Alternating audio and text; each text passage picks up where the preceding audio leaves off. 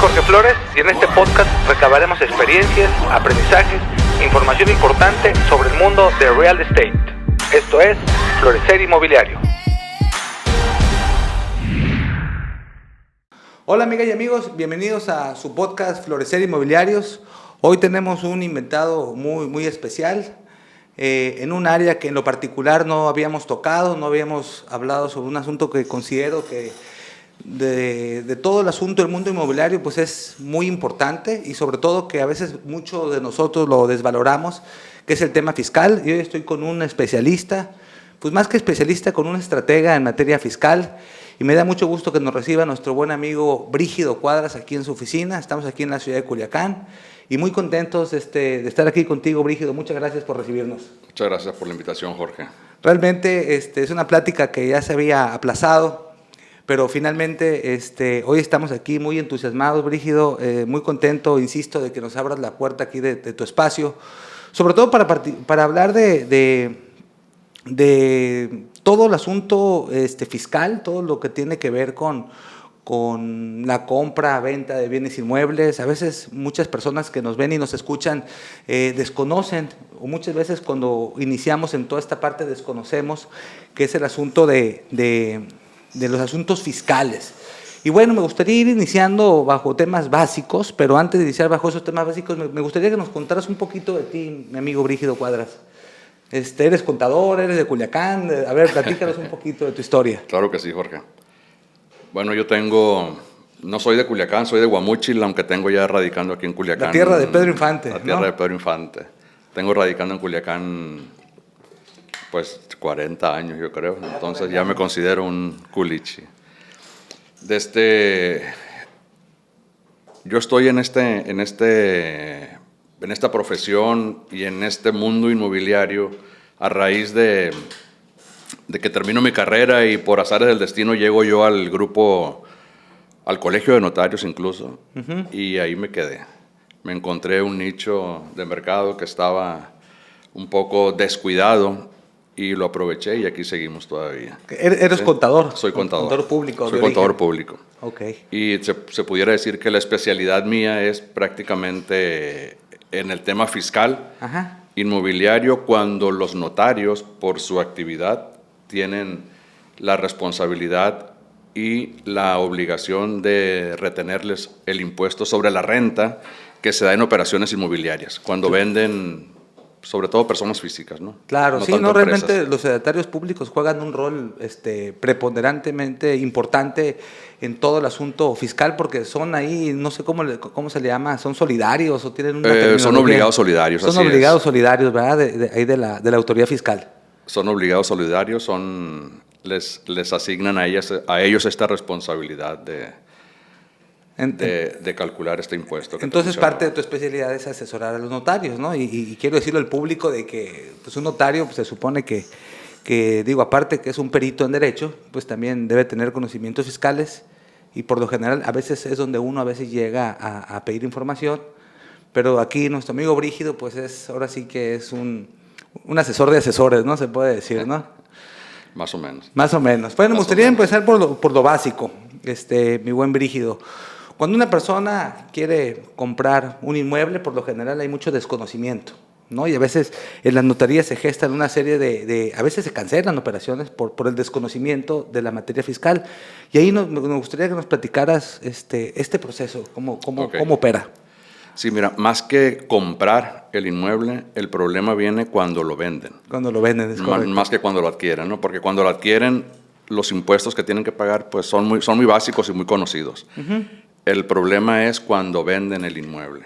Como personas físicas que no se dedican preponderantemente a vender inmuebles, ¿sí? Pero se da el caso de que adquieren una propiedad y luego necesitan vender la otra donde viven para poder adquirir la nueva. Entonces, al momento de venderlo, ahí es donde pudiera resurgir el problema de este impuesto del que estamos hablando. Y este impuesto, puede ser un impuesto que a lo mejor todo el mundo conocemos, pero a veces sabemos poco las connotaciones que tienes, que es el impuesto sobre la renta, ¿no? Impuesto sobre la renta, sí. Este impuesto sobre la renta, Brígido, porcentualmente, yo quiero vender mi casa, por ejemplo, ¿cuál es el porcentaje que la ley me obliga para que tengo que pagarle al notario? ¿Cuál es el mecanismo que se agota ahí? Sí, mira, no es propiamente un porcentaje fijo, sino que es una tarifa que va desde el 1.92% hasta el 35%, pero no sobre el ingreso propiamente de la venta del inmueble, sino sobre la utilidad que te genera la venta de este inmueble. ¿Sí? Y bueno, ¿y cómo se genera esa utilidad? Ahorita lo platicaremos, ¿no? Ok, o sea, esa utilidad, lógicamente, varía, y varía, digo, para que nos quede claro, varía en función de, pues, una serie de características, ¿no? ¿Cuándo se compró el bien inmueble? ¿Con qué régimen o con qué características específicas, ¿no, Brígido? Sí, vamos a suponer que tú adquieres un inmueble. Cuando hablamos de inmuebles, estamos hablando pueden ser terrenos o pueden ser casas habitación o pudieran ser incluso locales comerciales, bodegas, etcétera, ¿no? Todo, Estamos sí, hablando sí. de inmuebles En lo general, En sí. lo general. Entonces, enfocémonos en un terreno, por ejemplo. Tú adquieres un terreno en X fecha, hace 10 años, en X cantidad, y lo vendes ahorita. Se te presentó la oportunidad de venderlo o quieres venderlo. Y estamos hablando de que necesitamos determinar la utilidad. A lo mejor tú pagaste por este inmueble 500,000 pesos, por ponerle una cantidad, pero hace 10 años. ¿Qué sucede? Esos 500,000 pesos no representan los mismos 500,000 pesos ahorita, ¿no? Porque Claro ha que transcurrido el tiempo, tenemos una inflación que hay que aplicarle a esos 500,000 pesos para traerlos a valor presente, ¿no? Entonces, esos 500,000 pesos, a través de ciertas metodologías aquí de actualización, traemos un costo actualizado, que ese sería un costo fiscal. A lo mejor esos 500,000 pesos representan 700,000 pesos de ahorita. ¿Sí? Fiscalmente hablando, ¿no? Si tú lo vendes en 1,000,000 de pesos, estamos hablando de que tenemos una utilidad de 300,000 pesos. Okay. Sobre esos 300,000 pesos hay que determinar el impuesto sobre la renta, sobre la utilidad, ¿sí? Aplicándole esos factores de ajuste o de actualización. Fíjate que yo quiero poner sobre la mesa, a mí me tocó comprar un predio justamente hace 10 años, que fue con el que inicié mi primer desarrollo. Este predio, eran 50 lotes, lo compré, recuerdo, en el 2011, en 3 millones de pesos. Al momento que yo desarrollo en el año 2019, pues lógicamente ese predio pues ya tenía comercialmente otro precio. Costaba aproximadamente 10, 11 millones de pesos. Sin embargo, ¿cuál fue la sorpresa que tuve? Que al momento de que yo quise individualizar, me dice, no, permíteme, hay unas fórmulas que la ley te establece donde vas a actualizar el precio, pero no es el precio comercial. Es decir, el precio se quedó completamente muy por debajo de los 11 millones que según un avalúo yo tenía.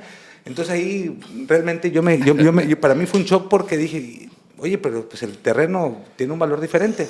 Y ahí las fórmulas, ¿cómo son las que aplican ahí? Lo que pasa es que la plusvalía tiene mucho que ver, ¿no? Si tú adquiriste un inmueble que afortunadamente adquiere una plusvalía de tanto valor, quiere decir que le estás ganando una cantidad muy importante, ¿no?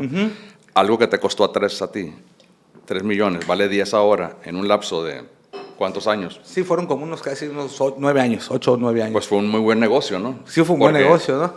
Compraste algo en 3, que vale ahora 10, pues le estás ganando 7 millones de pesos prácticamente. Digo, hablando de números burdos, ¿no? Ajá.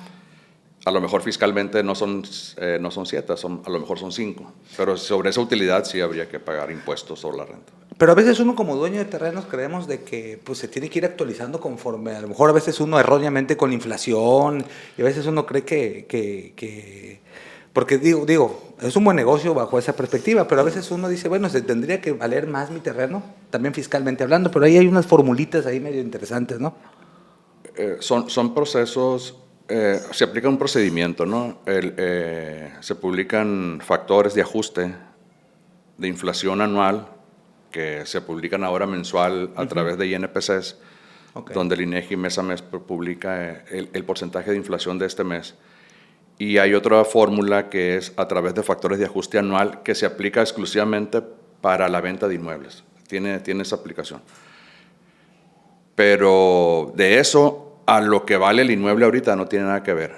Son cosas diferentes. Son cosas muy, muy diferentes. Lo que te costó a ti, se le aplica el procedimiento para traerlo a valor presente a través de la inflación oficial que se publica para poder traer ese valor, independientemente de en lo que lo vayas a vender. por eso se determina una utilidad. Y te decía ahorita que si trae una plusvalía muy alta, es una plusvalía que a ti no te costó. Sí, por lo sí, tanto, sí, pues no tienes manera de deducir nada en ese sentido.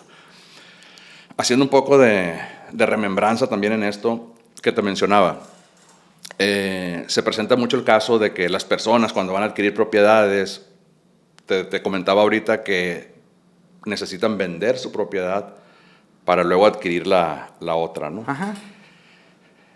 Se encuentran con la sorpresa, porque muchos desconocen, y pues no se dedican a esto, ¿no? Sino que por una sola ocasión a lo mejor lo van a hacer en su vida, ¿no? Entonces se lleva una sorpresa de que al momento de tratar de venderlo, llegan a la notaría y se llevan la sorpresa de que el notario les está diciendo, oye, aquí hay un impuesto sobre la renta que se te está generando por la venta de este inmueble, ¿no? Entonces ahí empiezan los problemas, ¿no? Entonces los corredores inmobiliarios por lo regular ya tienen cuando lo hacen a través de corredores inmobiliarios, ya traen ellos este conocimiento y de alguna manera pueden orientar al cliente para que ya estén preparados para este impuesto. Pero si lo hacen a título personal, muchas veces se dan cuenta hasta que llegan a la notaría, ¿no? Okay. Entonces, hay por ahí otras cosas que también tendríamos que ahorita platicar. Hablabas de más o menos un factor de un porcentaje cuando alguien compra un predio, pasa el tiempo, lo vende, entonces hablabas de que puede llegar hasta el 35% del impuesto sobre la renta. ¿Cómo varían esos factores? Hay una tabla que se publica anualmente. Ajá. Es la tabla del impuesto sobre la renta que aplica para todas las personas físicas por cualquier actividad. Todas las personas físicas que obtenemos ingresos estamos obligados a pagar impuestos. Al cierre del ejercicio fiscal hay una tabla que se les aplica para todos los ingresos, incluyendo entre sueldos y salarios, honorarios, arrendamiento, está por la venta de inmuebles, que al llegar el cierre del ejercicio hay que acumular estos ingresos que obtengas por esta venta y ahí hay una tarifa que se le aplica es la misma tarifa para las personas físicas, que se le aplica por cualquier actividad que realices. Esta tabla va, te repito, del 1.92 hasta el 35%. Cuando los ingresos superan 4.900.000, ya se le aplica el 35%. 4.900.000 en el ejercicio, ¿no? En el ejercicio. 4.900.000.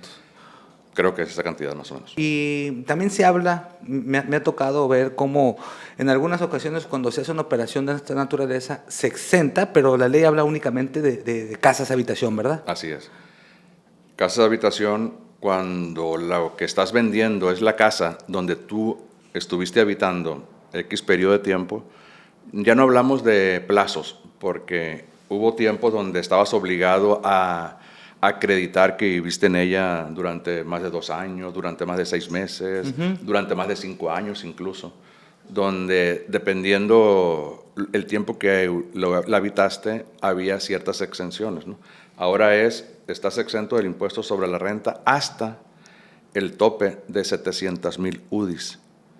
Es una nueva medida, entonces. Es la nueva medida, ¿no? Ok, 700,000 UDIs. 700,000 UDIs, que equivalen más o menos a 5.450,000 y tantos pesos. Okay.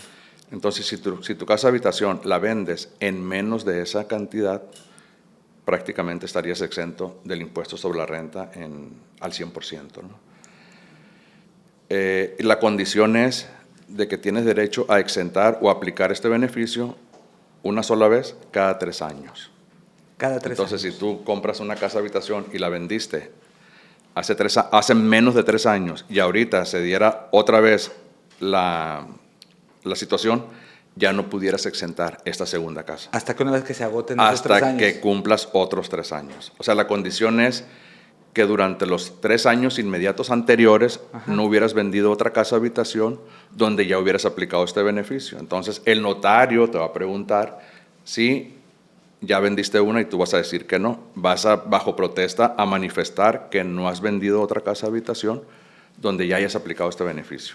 Entonces el notario es la manera que tiene él para justificar y poder exentar del impuesto sobre la renta esta venta. Y queda sentado en la escritura que durante los siguientes 3 años no vas a poder aplicar este beneficio. Okay. Ya si alguien lo hace, pues estaría incurriendo en una situación de...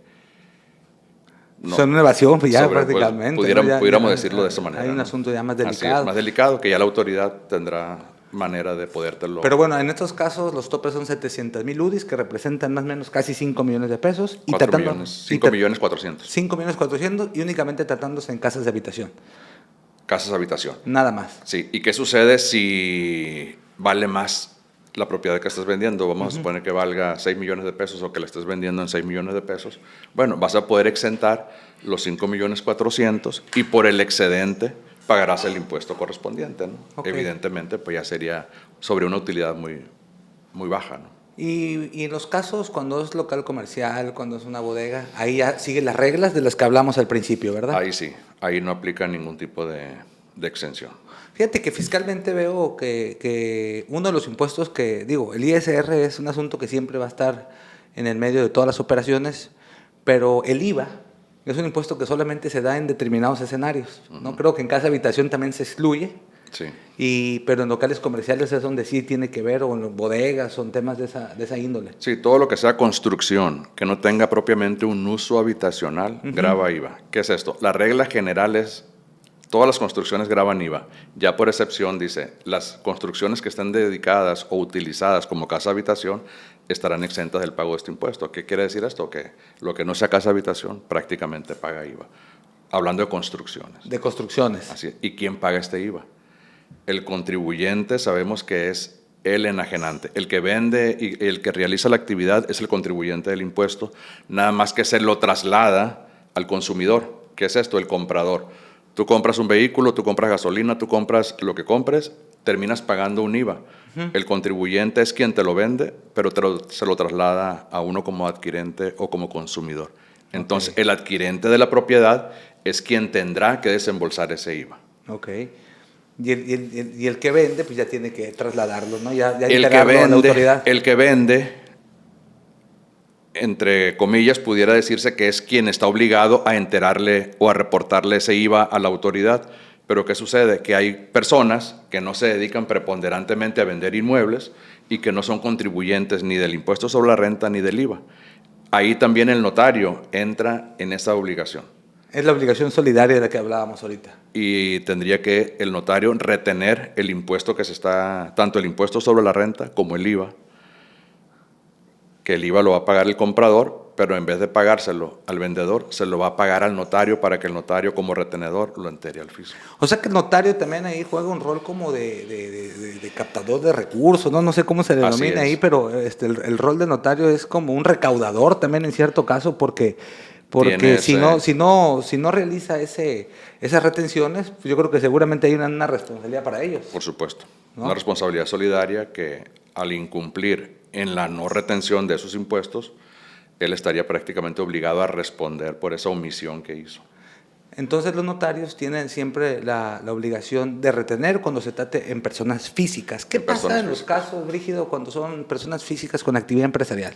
¿Se siguen las mismas reglas? No, ahí sí es diferente. Por eso te decía ahorita que cuando son personas que no se dedican preponderantemente a vender inmuebles, pues son personas normales, ¿no? Un mortal como la mayoría de nosotros. Como mucha gente, sí. Ya cuando una persona se dedica preponderantemente a vender o a realizar actividades empresariales y vende inmuebles a través de su actividad empresarial, ahí sí al notario lo relevan de esa obligación. Incluso hay una disposición que dice que tratándose de inmuebles enajenados por personas físicas que realicen actividades empresariales, el notario se abstendrá de retenerles el impuesto, siempre y cuando el propio vendedor, que es el enajenante, contribuyente del impuesto, manifieste al notario que es persona física dedicada a realizar actividades empresariales y que el inmueble que en este acto realiza o vende forma parte del activo de su empresa, porque tú puedes tener una actividad empresarial, claro, pero puedes vender un inmueble que no necesariamente esté dentro de tu actividad empresarial. Sí, entonces, claro. ahí sí. Ahí también se excluye. Se excluye, ¿no? Entonces, ahí el notario tendría que retenerte por ese inmueble. Es decir, cuando es actividad empresarial, solamente es que tenga que ver con la actividad.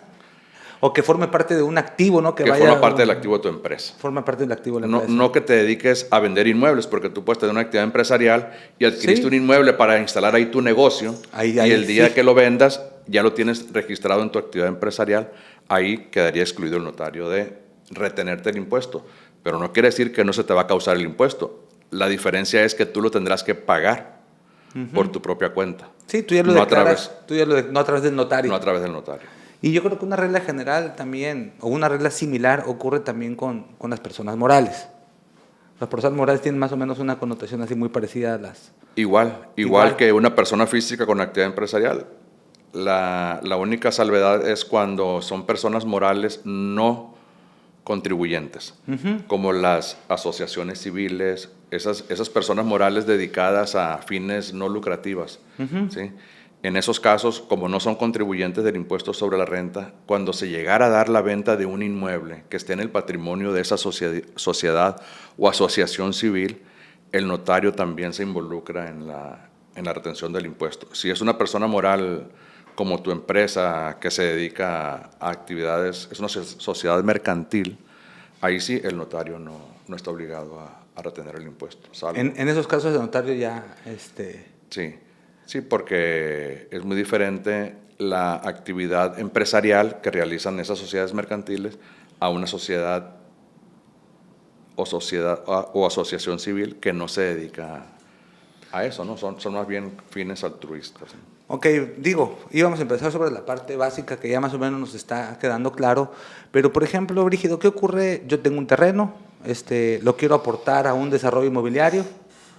¿Ya qué reglas sigo jugando yo como...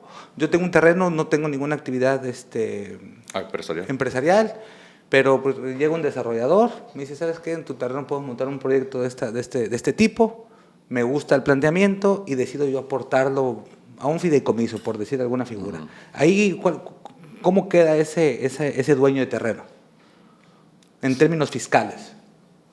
Lo puedes hacer por las dos vías, ¿no? Te puedes registrar como actividad empresarial. Okay. Y cada vez que estés... Bueno, me regreso tantito. El fideicomiso ya lo platicaron en otra charla anterior. En algún episodio anterior, sí. Está muy interesante esta figura porque tiene muchas bondades, por así decirlo, claro, en el tema fiscal, en el ambiente fiscal.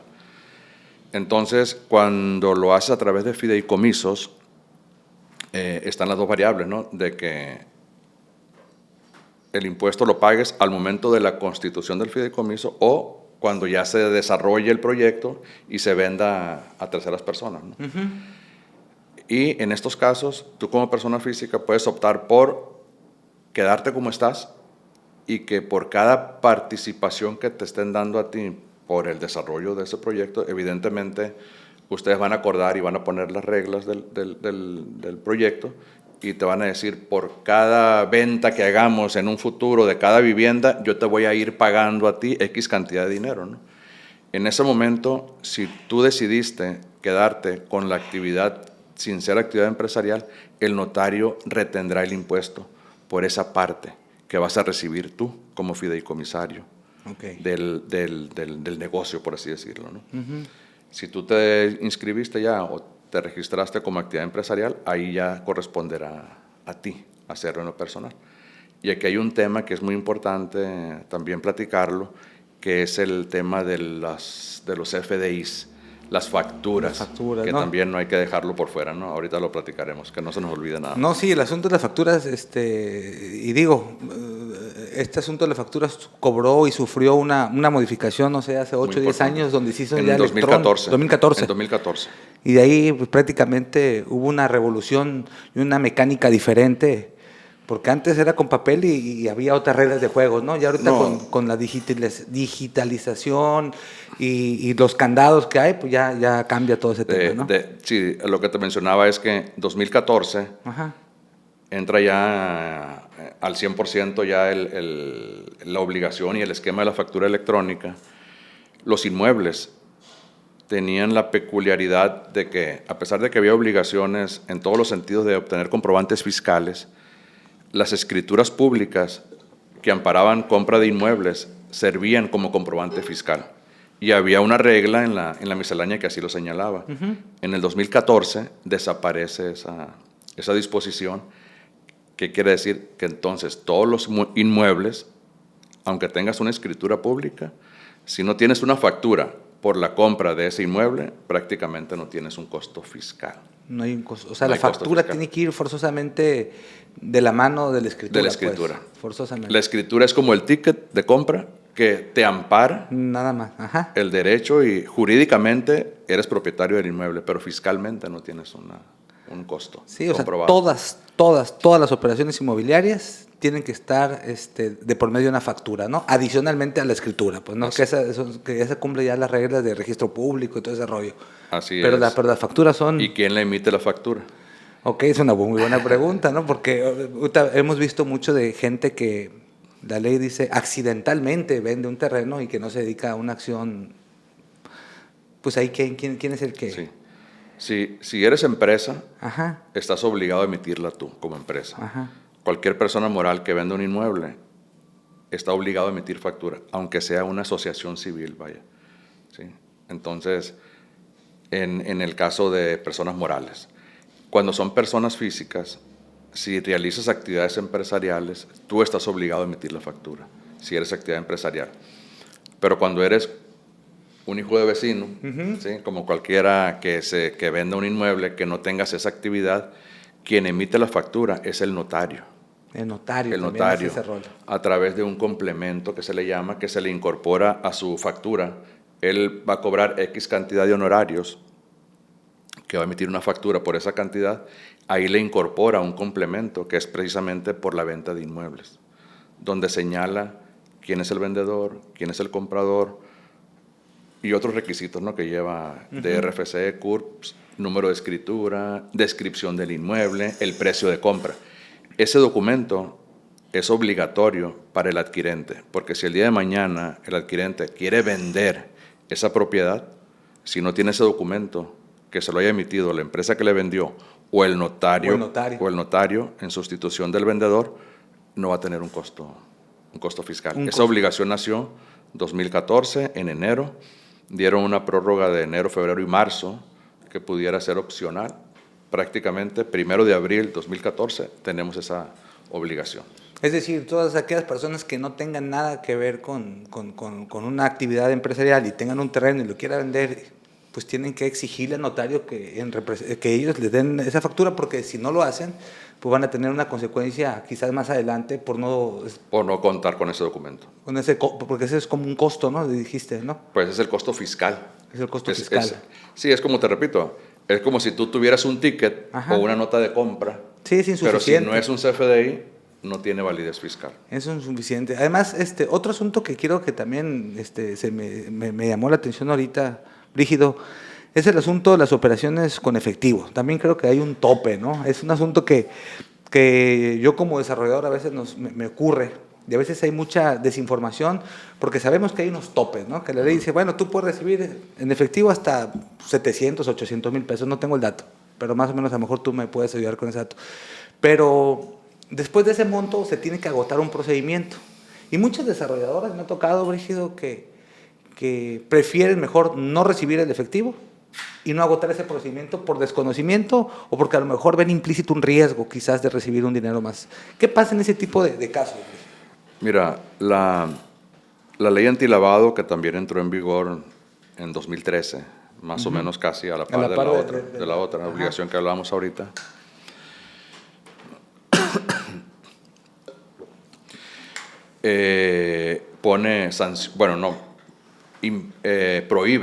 prohíbe que las operaciones, entre otras muchas actividades que hay en la venta de inmuebles, prohíbe que el pago de la compra del inmueble se realice en efectivo hasta por más de 8,025 UMAS, ahorita, ¿no?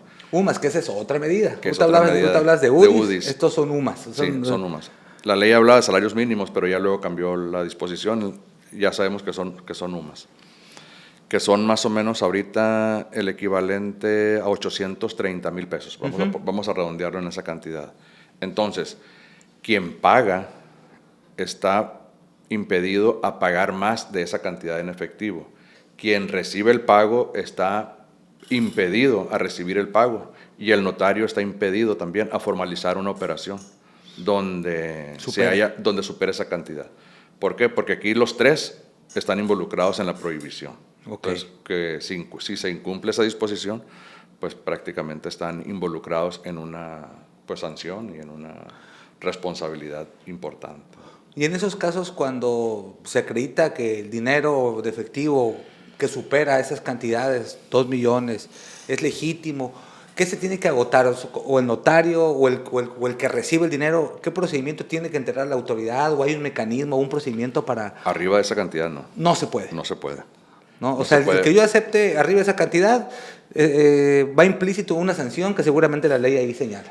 Para el notario puede ser hasta la pérdida del fiat. Del fiat. Del fiat, ¿no? Tan delicados. Tan delicados. Y son multas millonarias las que te imponen. Entonces, tú como desarrollador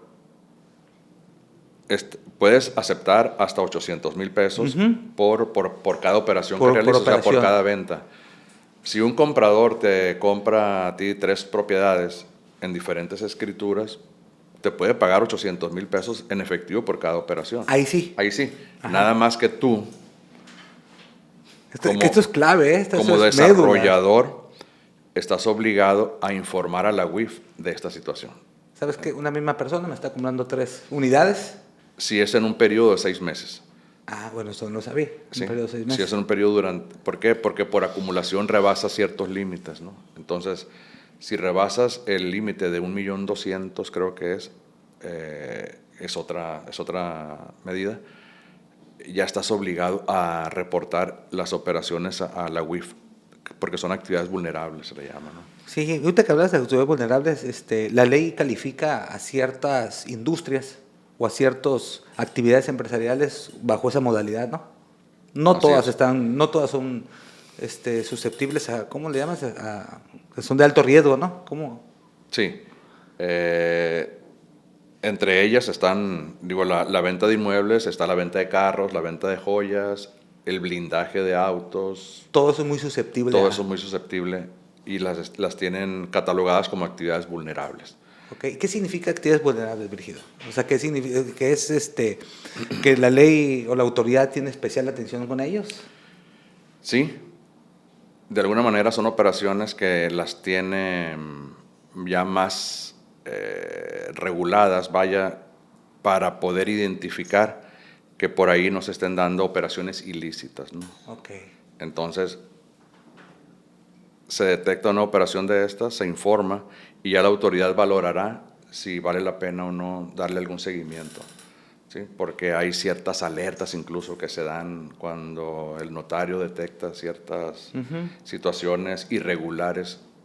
Está obligado, se supone, a dar ciertas alertas para que la autoridad tome ese tipo de medidas, ¿no? Okay. Entonces aquí pues la recomendación es de que por ninguna circunstancia, a veces como desarrolladores nos llega un cliente y llega el vendedor, oye, esta persona trae efectivo, vamos viendo cómo sí. Yo creo que aquí la sugerencia es que tengamos cuidado. Realmente yo no había visto la connotación de ese impacto como lo señalas, de que pues trae aparejado sanciones hasta penales, supongo, ¿no? Sí, comúnmente le conocemos como la ley antilavado, ¿no? Precisamente ¿por qué? Porque las actividades ilícitas por lo regular se dan con dinero en efectivo, ¿no? Entonces es una manera de controlar el flujo circulante. Abajo de esa cantidad no hay problema, ¿no? La ley no es permisiva y no hay tema, ¿no? Completamente.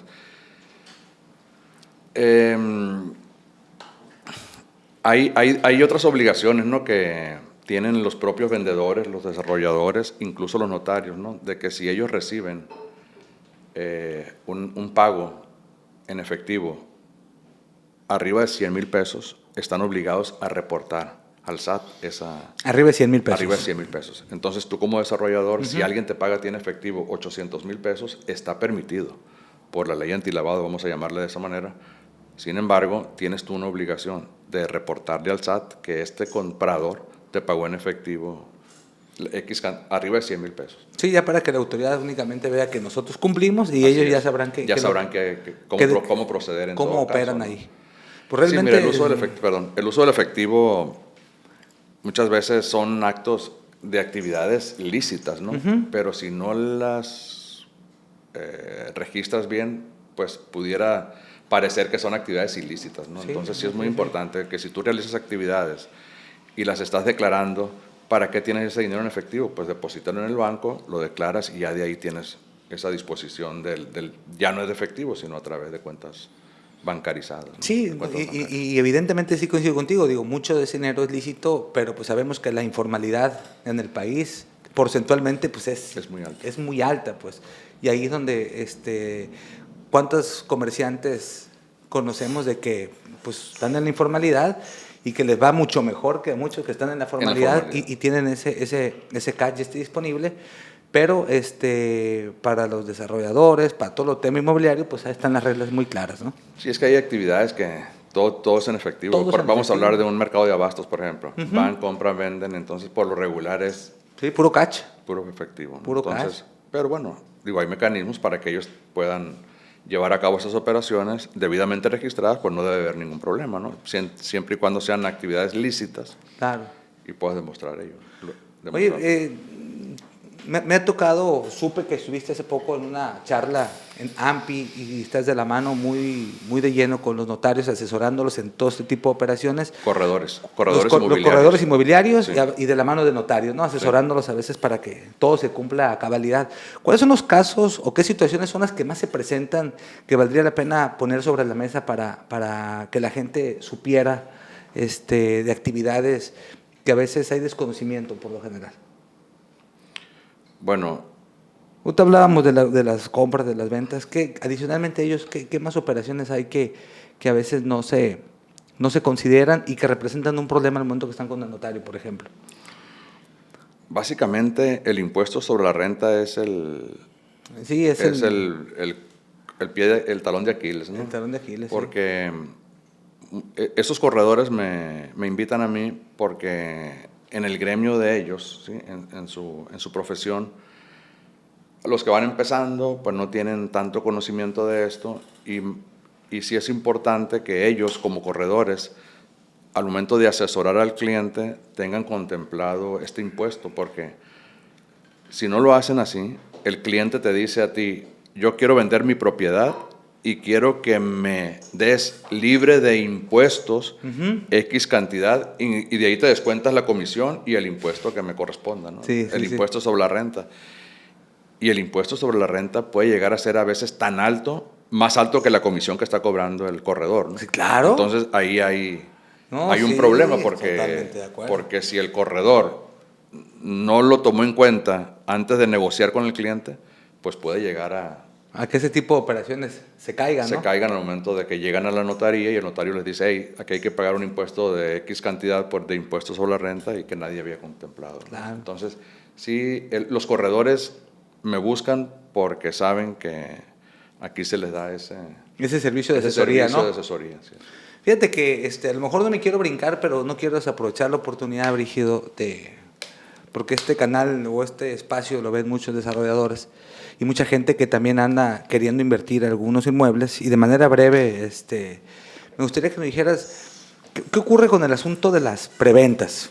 Se da mucho de que alguien va a comprar un bien inmueble, se da en preventa, pero muchas de las ocasiones no hay. El inmueble todavía está en la ilusión, ¿no? Está prácticamente en papel. Y muchos desarrolladores agarran ese dinero y lo meten como depósito en garantía, es decir, no lo facturan, no registran. ¿La ley permite eso, sí, Brígido? Claro, sí, lo permite. Sí, lo permite. Es decir, yo voy a comprar un bien inmueble, doy un dinero, pero si el desarrollador lo considera dejarlo un depósito de garantía, que ahorita sería bueno que me dijera más o menos en qué consiste eso, sí está permitido por la ley. Sí está permitido. El problema que yo le veo a esto, Jorge, es que si transcurrió mucho tiempo entre la negociación que hiciste tú como desarrollador y el comprador en preventa, se puede dar el caso de que a la hora de que ya llegas a formalizar la operación en escritura pública, haya una diferencia importante entre el precio convenido o pactado contigo, sí, claro, y entre el valor de la avalúo ahorita. Entonces ahí, por comprar barato, hay un impuesto sobre la renta también. Y es ahí donde nos hemos encontrado con el problema importante. Un ejemplo: en preventa tú sacas a vender un inmueble vamos a poner una cantidad de $1 millón de pesos. $1 millón, sí. Si me lo compras en preventa es $1 millón de pesos. Pero pasó un año y ahora el inmueble que estás comprando en $1 millón de pesos vale $1.200.000 o vale $1.300.000. Tenemos un margen de un 10%, nada más, entre valor de compra contra valor de avalúo. Si el valor del avalúo rebasa en más de un 10% a ese precio pactado o convenido, se le genera, por comprar barato, al comprador un impuesto sobre la renta, que es equivalente al 20% sobre el total de la diferencia. Sobre el total de la diferencia. Ah, sobre el total de la diferencia. Sí. Pero hablaste de un 10%, que eso me llamó la atención. Nada más es para saber si estás dentro o fuera del rango. Ajá. Si estás fuera del rango con un peso, el total de la diferencia grava, no el peso nada más que se salió de ese rango. Ok.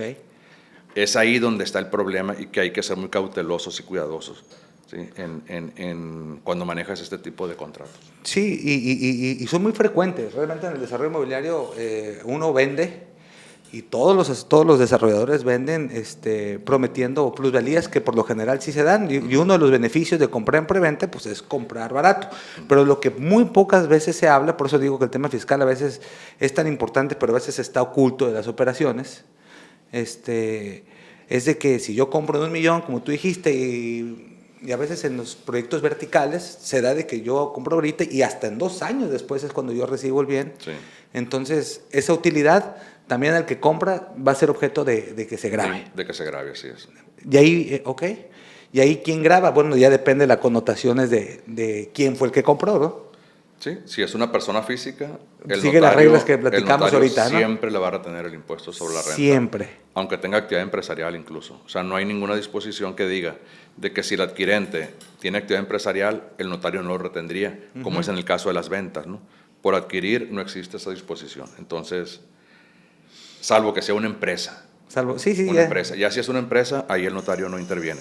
Pero es igual, si es una persona moral con fines no lucrativos y es no contribuyente, también se le grava el impuesto sobre la renta y el notario retendrá. Y ahí yo elevo la voz para que, aquellos compradores que hacen en preventa, sí vale la pena que consideren de que ciertamente es una buena alternativa de inversión, pero también cierto es de que tienen que considerar, en caso de que la plusvalía supere el porcentaje que dice nuestro amigo Brígido, que tienen que considerar un impuesto ahí a pagar, ¿no?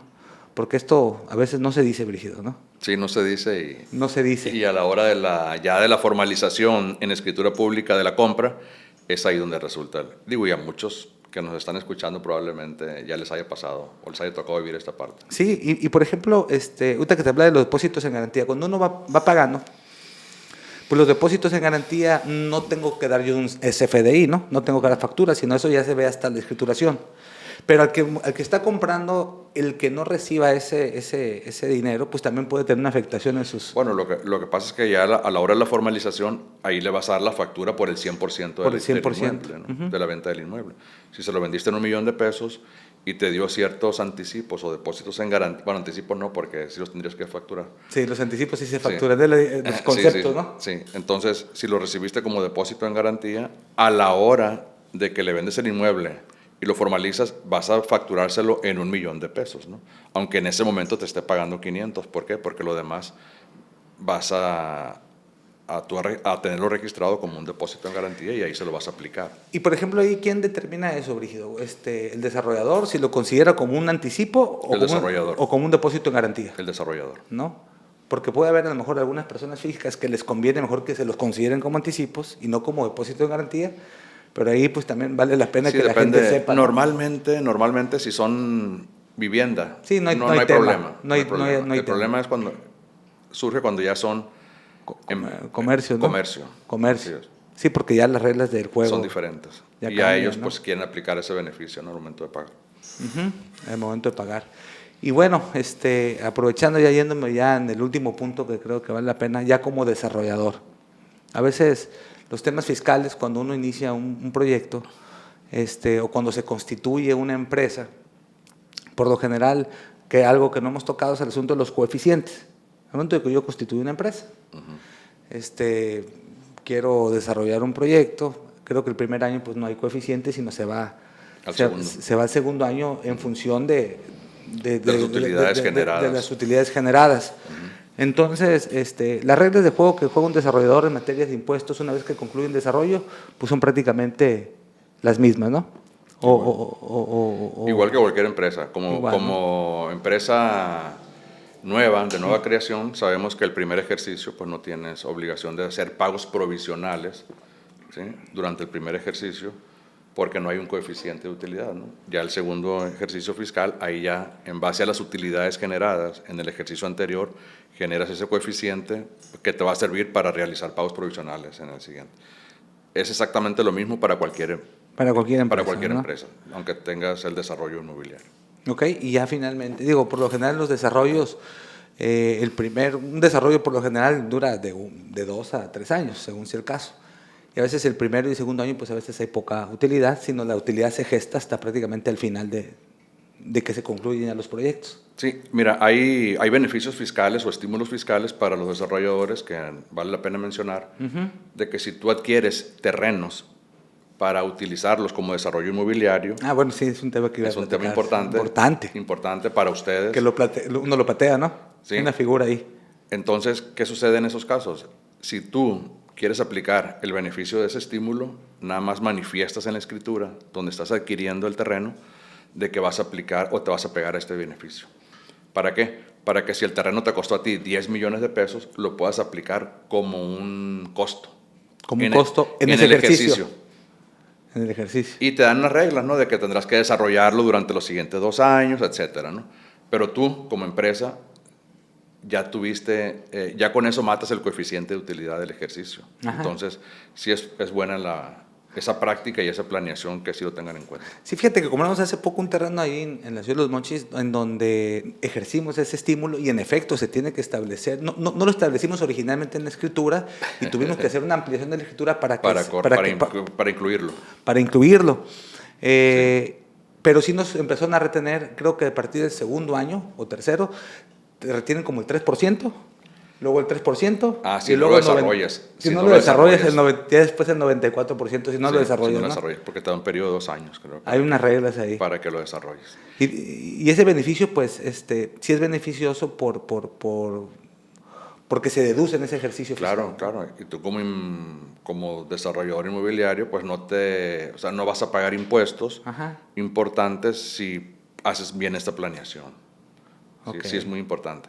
Un tema también, Jorge, que no se nos pase es, tú como socio o accionista de una empresa, muchas veces crees erróneamente de que porque la empresa tú eres el socio mayoritario o el único socio, por así decirlo, con otro un amigo. Sí. Al aportar terrenos, vamos a suponer, como dijiste hace rato, yo tenía un terreno y luego lo desarrollé. Si ese terreno tú lo aportas a una empresa, aunque tú seas el socio mayoritario, para efectos fiscales es un traslado de dominio, es una enajenación en todos los aspectos, ¿no? Es una enajenación. Completamente. ¿Sí? Entonces va a causar los impuestos igual que si fuera una compraventa.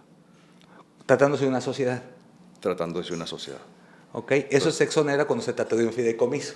Ahí sí, porque siempre y cuando cumpla ciertas reglas, ¿no? Sí, ok. Ciertas reglas. Pero en la sociedad es una enajenación. Completamente, aunque no te lo paguen. Si lo aportas, lo aportas, a cambio te van a dar acciones. Ajá. O lo puedes vender, vamos a suponer que, ¿sabes qué? Te lo voy a vender, pero no me lo pagues ahorita, me lo pagas en X tiempo. Para efectos fiscales, las compraventas, aunque sean a crédito, causan los impuestos. También. Al momento de la escrituración. Salvo que se contemplen ahí ciertas disposiciones de pago en parcialidades, pero es todo ahí sí es todo un tema que hay que hacer, garantizar el interés fiscal a través de fianzas, de garantías, de depósitos en efectivo, entonces sí se convierte en un problema. Pero fiscalmente causa impuestos sobre la renta, toda enajenación, aunque sea una aportación a una sociedad. Sí, o sea, y eso vale la pena considerarlo, porque a veces uno puede aportar y no recibe a lo mejor un pago de momento, pues se dan acciones, pero pues se tiene que considerar que adelantito, cuando venga ya el momento de pagar impuestos, se tiene que contemplar esa parte, ¿no? Así es. Fíjate que ya para finalizar, mi buen Brígido, una figura que ya se habló realmente, pero que lo quiero ver bajo una perspectiva fiscal, son los fideicomisos empresariales, ¿no? Que a veces se dan mucho en donde se genera pues tienen características muy particulares fiscales, ¿no? Ellos, cuando se dan fideicomisos de esta naturaleza, el fiduciario juega un rol ahí de que prácticamente ¿Es como el contador o es el árbitro, ¿no? El árbitro. Sí, mira, los fideicomisos empresariales, a mí en lo personal, no me tocó ver ninguno, porque los bancos, como fiduciario, mejor se excluyen. Tienen esa obligación de prácticamente estar fiscalizando que esté correctamente bien enterados los impuestos. El banco hasta donde me ha tocado a mí, no los admite. Okay. Entonces dice, te voy a hacer un fideicomiso siempre y cuando no sea empresarial para yo excluirme de esa obligación y de esa responsabilidad. Sí, porque en esencia se puede sabes que vamos a asociarnos tuyo para un proyecto y vamos dejándole mejor la pelota fiscal al banco y él que una vez que se concluye el proyecto, pues que reparta las utilidades, que pague los impuestos y a nosotros ya nos den nuestro dinero limpio. Eso se ve muy bien, pero en la práctica no ocurre, ¿no? No ocurre. Sí, porque a veces me ha tocado que muchos especialistas o que hablan en diferentes foros hablan mucho del fideicomiso empresarial, pero cuando yo me toca verlo con amigos o fiduciarios, me dicen, no. O sea, realmente son figuras que sí existen, pero que por lo general en la práctica no se realizan, ¿verdad? No se dan por la responsabilidad que el banco tendría, ¿sí? Y las obligaciones que le recaen al fiduciario. Claro. Realmente, pues, no sé si quieras agregar algo más. Yo creo que ha sido una plática ahí muy interesante, muy nutrida, que nos está dando pues, mucha luz, sobre todo aquellos que no tenemos muy claro el asunto fiscal. No sé si consideras que hay ahí algo que se nos escapó en todo este tema inmobiliario o fiscal. Digo, yo sé que es muy amplio este asunto, sí, ¿no? Y tocamos algunas generalidades, pero ¿qué se nos pasó? Pues yo creo que, bueno... Fue muy completa, ¿no? La charla, sí, creo. Algo que no tocamos fue el tema de las parcelas ejidales.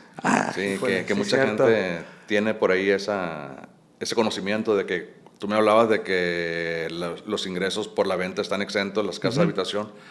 Otro que está exento es la parcela ejidal, cuando ya se adquirió el dominio pleno, ¿sí? Y que es la primera enajenación. La primera enajenación que se da del ejidatario. No, y es un tema clave ese, ¿eh? Sí, hacia un tercero, clave. Porque los desarrolladores están adquiriendo, se da mucho el caso, ¿no? De que compran ese tipo de inmuebles. Entonces ahí existe este beneficio también, de la primera enajenación. La primera enajenación. De parcelas sobre las que se adquirió el dominio pleno. También están exentas del impuesto sobre la renta. Habrá que cuidar y cubrir ciertos requisitos, ¿no? Pero normalmente se puede. Ok, ahí nomás quiero retomar un poquito. Primero, un ejidatario tiene su certificado parcelario, después agota ante el RAM su título parcelario, que eso ya lo acredita ya como titular de los derechos. Como propietario. Como propietario. Entonces, de ahí, esa primera venta que pudiera hacerse con un desarrollador o un tercero, esa está exenta. Está exenta del impuesto sobre la renta. Ok, perfecto. Sí, y ahí, pues, habría que acreditar nada más la calidad de ejidatario ante el fedatario público que realiza la por parte de quien vende, ¿no? Por parte de quien vende. Ok. Entonces, digo, es una exención muy importante, ¿no? Porque estás hablando de que son parcelas que venden en millones de pesos, ¿no? En millones de pesos. Digo, hace poco se dio a nivel nacional, pues ya empiezan a regular todas las dependencias de planeación y de desarrollo urbano, pues empiezan a acotar los polígonos de las ciudades, pero antes, cuando estaba abierto, se daba mucho el caso de que los desarrolladores compraban espacios territoriales fuera de ejidatarios y a lo mejor se hacían acreedores a este beneficio. Digo, ahora ya está más acotado esa parte, ¿no? Ya cambiaron un poco las reglas aquí. Cambiaron un poco las reglas, ¿no? Sí. Oye, Brígido, pues realmente gracias por el espacio una vez más, gracias por esta oportunidad. Era un tema que en lo personal me llama a mí mucho la atención y sobre todo que es de gran importancia y por eso es que valió la pena la espera, Brígido, ¿no? Sí, discúlpame que me habías buscado no habíamos coincidido, y no habíamos coincidido. Pero pues, realmente... No hay plazo que no se cumpla. Muy bien, muchas gracias. No sé si quieres agregar algo más. No, nada más. Todo muy bien, ¿no? Muchas gracias por la invitación. No, pues a ti por recibirnos aquí en tu espacio. Y bueno, quiero aprovechar para todo lo que nos escuchan de que este episodio está siendo patrocinado por JF Inversiones, que es una empresa dedicada al desarrollo inmobiliario, a la conceptualización, supervisión y comercialización de proyectos. Es que nos está auspiciando ahorita este espacio. Y bueno, pues no me resta más que agradecerles a toda la oportunidad que nos dan por escucharnos, por vernos. y créanme que estamos haciendo todo el esfuerzo para tener invitados de calidad como nuestro buen amigo Brígido, y lo que buscamos es brindar información que sea, y esperamos de todo corazón, que sea de mucha utilidad para todos ustedes. No me resta más que agradecerles. Brígido, una vez más, gracias por tu atención y hasta la próxima. Muchas gracias. Hasta pronto. Gracias. Hasta luego.